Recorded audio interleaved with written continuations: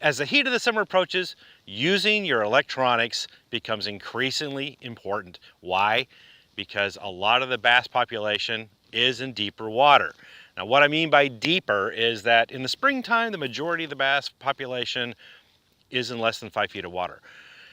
Now in the summertime, they're scattered. Yeah, you'll still find some of them shallow, absolutely, in less than 5 feet of water. They'll be up under docks and they'll be in lily pad fields and whatnot. But a good chunk of the population will be deeper than 5 feet.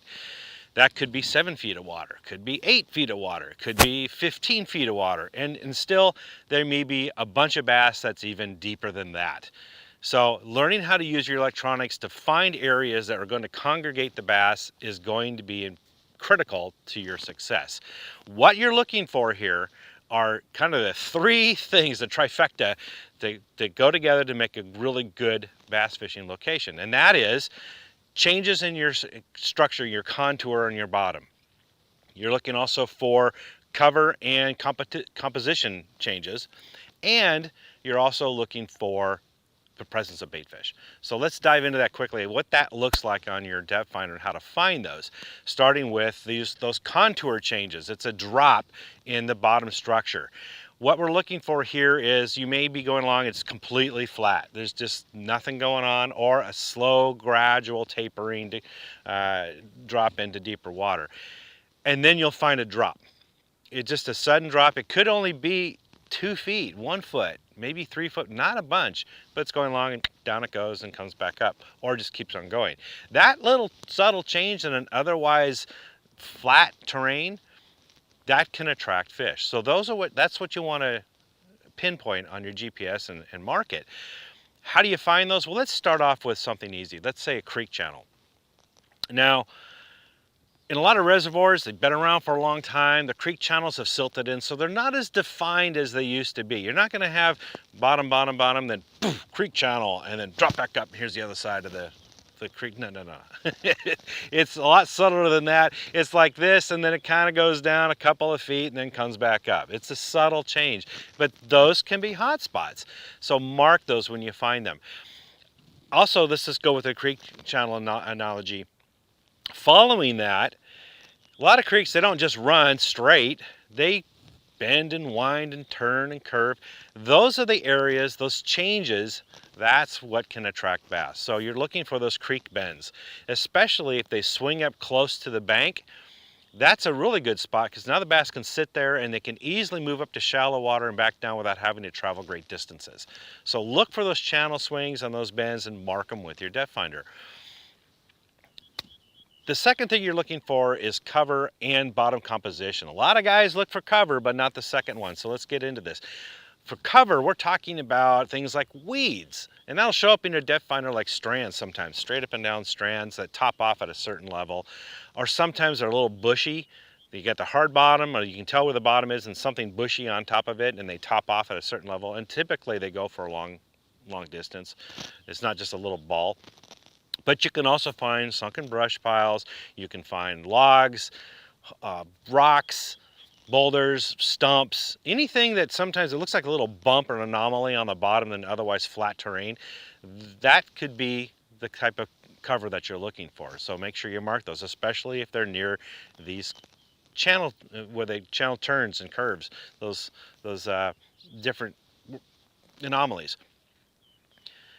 What we're also looking for is bottom composition.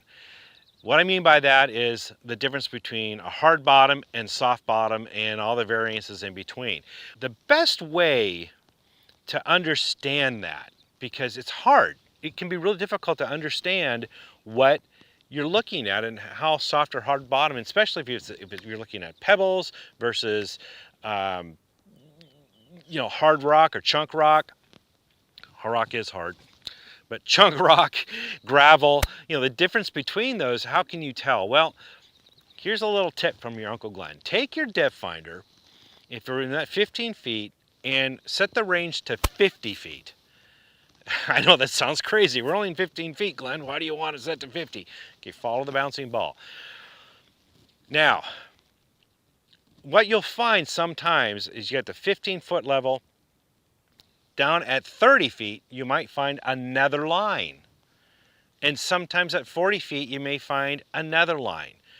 Now, it may be a really well-defined line at 30 and not so defined at 45, or you may not even see a line at 45. What you're seeing here, this is important. If it's a really hard bottom, the echo from the transducer, the ping, hits the bottom and bounces back up to the hull of your boat. And if it's a really strong signal, a strong echo with a hard bottom, it'll bounce off the hull of your boat and come back down and bounce back up again. Your transducer, what it's measuring is the distance in time from when the ping is sent to when it's returned. That's how it can measure how deep it is. Well, if the echo goes down, it comes back up and bounces down and comes back up, it's measuring that second return, and it will be exactly double the depth that you're at, in this instance 30 feet. If you're at 20 feet and you get that, you'll see the double echo at 40 feet and so on. And if it's a super strong echo, in other words, a very hard bottom, you'll see a triple, a third echo at triple the depth. In this instance, we're talking 45 feet, right? So this is really important when you're learning your depth finder. You can tell the bottom composition, the variances between hard and soft bottom. Is it gravel? Is it pebble? Is it soft bottom? Is it mucky? And how mucky it is and how soft it is by looking at that second and third echo.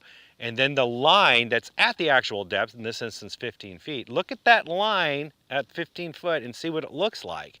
And after a while, you'll get an idea of how to gauge what that bottom composition is just by looking at that bottom line without having to look at the double and triple echo. Great way to learn your electronics. So what's important about that is sometimes fish they want to be right up in rock bottom, they want to be in gravel, they want to be sometimes in soft bottoms. It just depends on the time of year and what they're relating to. But that's really important to note, because sometimes you can only find them on gravel bottom. And if there's gravel bottom doesn't exist, you're fishing empty water. So a lot of guys miss that step when they're looking at their depth finder. So pay attention to that bottom composition. It's just as important as the cover you're fishing, in my opinion. And then moving on to the third element, which is the presence of bait fish. Now, bait fish are going to show up not necessarily in a ball. People talk about a ball of bait fish, but you're going to see a blob, kind of an organized blob of fish. And sometimes it just looks as a little gray cloud. Or just a cloud of sorts on your depth finder. And that's going to be bait fish. And of course, wherever you find the bait fish, that's where the bass will be, because they always chase some bait fish around. So if you're looking for really good spots during the summertime, you want to find that trifecta. Areas where you have a creek bend that's got cover on it with the right bottom composition, with the presence of bait fish. That is where bass are going to be. They will be located there. You find those areas, mark them on your GPS, find a few more like that, and then you can just go grocery shopping. You go spot to spot to spot, eliminate all the other areas that aren't as productive, and you're gonna have yourself a great day. Have some fun fishing this summer. Hope that helps. For more tips and tricks like this, visit bassresource.com.